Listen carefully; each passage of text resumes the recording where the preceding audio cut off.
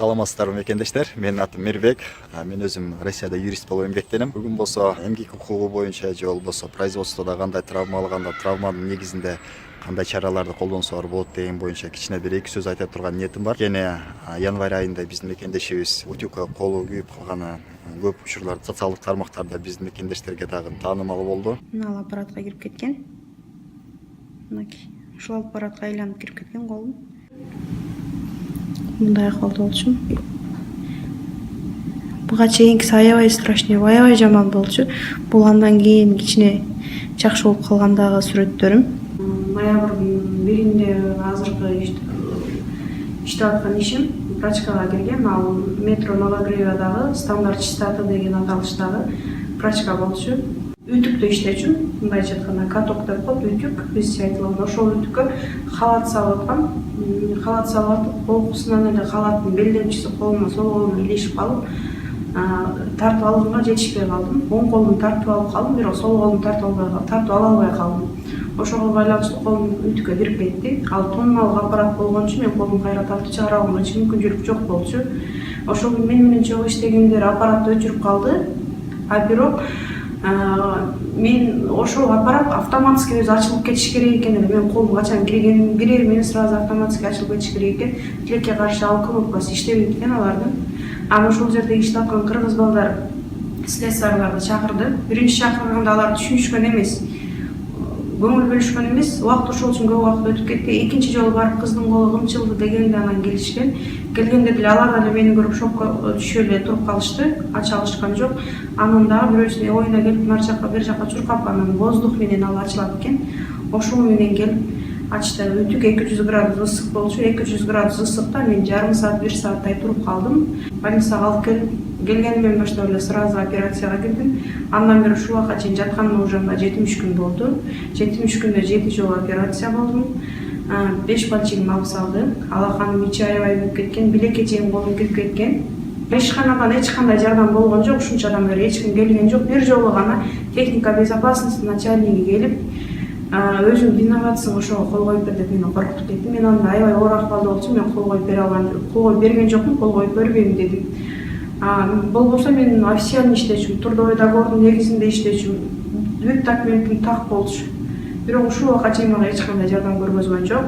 Эми келечекте дагы турмуш кургум келет, бала чакалуу болгум келет. Ошол үчүн жок деген менин колума протез коюп берсе жакшы болот да. Бирок ишканаман азыр мага эч кандай жардам болбой жатат.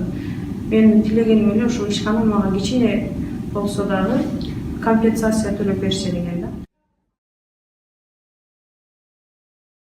Биздин мекендешибиздин укугун коргоо максатында элчилик тарабынан государственная инспекция труда мекемесине кат жөнөтүлүп, жана ошол мекеменин инспекторлору менен сүйлөшүп иш жүргүзүү иштери жүргүзүп жатат. Ошол себептен иш жүргүзүлүп аткан иштердин негизинен бир кандайдыр бир кеңеш айта турган ниетим бар. Ошол кеңештин эң биринчиси болбосо, эгер иштесеңер эмгек келишимдин негизинде же болбосо трудовой договордун негизинде иштөөгө чакырат элем. Экинчиден, жумуштап атканда, жумушка иштеп атканда техника безопасности же болбосо өзүңөрдүн ден соолугуңарды коргоо амалында кандайдыр бир өзүңөрдү сак саламат алып жүргүлө деп ошондой ниет айтат элем. Үчүнчүдөн, эгерде кокусунан баарыбыз тең бөтөн элде жүрөбүз, бөтөн жерде жүрөбүз. Эгерде ошондой действительно несчастный случай же болбосо производственный травма алып калсаңыздар, ошол жерде производственный травма алган моментте фиксация кылганга, конечно, производственный травма алып атканда, башыңыз же колуңуз ооруп атканда, дене ооруп жатканда фото же видео фиксация кылышка аябай кыйын. Бул жөн эле кеңеш болуп калып, бирок ошол эле маалда эгерде силердин жаныңарда мекендешиңер же болбосо чогуу иштегениңер производственный травма түшүп калса, ошону фото же видео фиксация кылып документация кылып алсаңыздар болот. Бирок бул документтин баары, бул эмгек келишими, ошондой эле фиксация место происшествия баары тең сиздин кийинки производственное расследование кылып атканда, производственный травманы расследование кылып атканда аябай керектүү документтер болуп эсептелет. Бүгүн ошол керектүү документтер болуп эсептелгенин бүгүн трудовой инспекцияга барып келип, ошол трудовой инспекцияда болуп жүргөн аныктамаларды айтып атабыз. Ошол иштердин негизинде биздин мекендешибиз Наргиза деген ситуациясына кичине айтып бергенге көңүл буруп койсоңуздар. Саламатсыздарбы? Менин атым Наргиза. Мен 19 январь күнү прачкада иштеп, колумду ütүккө күйгүзүп алгам. Аябай катуу күйүп кеткенине байланыштуу колум операция кылышып пальчиктеримди алып салышты, больницада жаттым. Ошол убакта биз элчиликке кайрылганбыз. Эмне дейт элем, элчиликке рахмат айтам. Азыр ошол иши аябай жакшы жүрүп жатат дейм.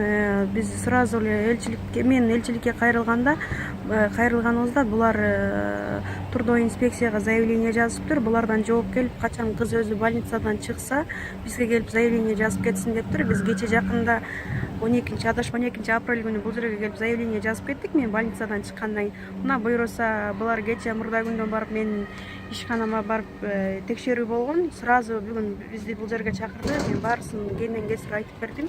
Уже алардын ою өзгөрдү да. Ушул убакка чейин бизди кандай десем, билгениңерди кылып алгыла дегендей кылып өтпөй жаткан болсо, азыр булардын иш жүргүзүп атканынан билсек болот. Бизди уже келип, мен бүгүн больничныйга алып кетти бу деген сөздөр айтылып атат.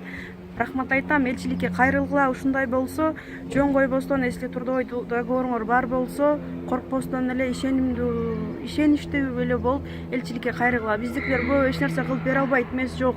Аракет кылса болот экен. Мына буйруса Мирбек Токтошевич аракет кылып атат.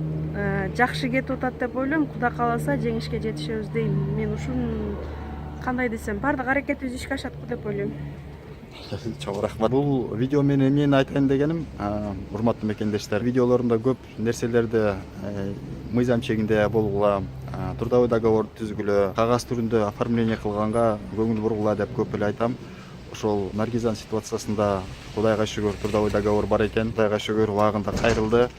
Эми ойлойбуз, ошол иштин баары тең оңуна чыгат. Ошол себептен урматтуу мекендештер, Россияда жүргөндө трудовой договорду сөзсүз түрдө түзгүлө, оформление кылдыргыла, иштеген жериңерде сак саламат жүргүлө жана ошондой вопростор болсо төмөндө көргөзүлгөн номерге чалып консультация алсаңыздар болот. Кандайдыр бир ушул видео сиздерге жагып калса, же болбосо ушул видеону сиздер пайдалуу көрсөңүздөр, класс басып поделиться эткен унутпаңыздар. Анткени мен ойлойм, ушул видеолордун аркасынан биздин көп мекендештердин укуктуулугу же болбосо ошол мыйзам чегинде жүрүшүнө таасири тиет деген.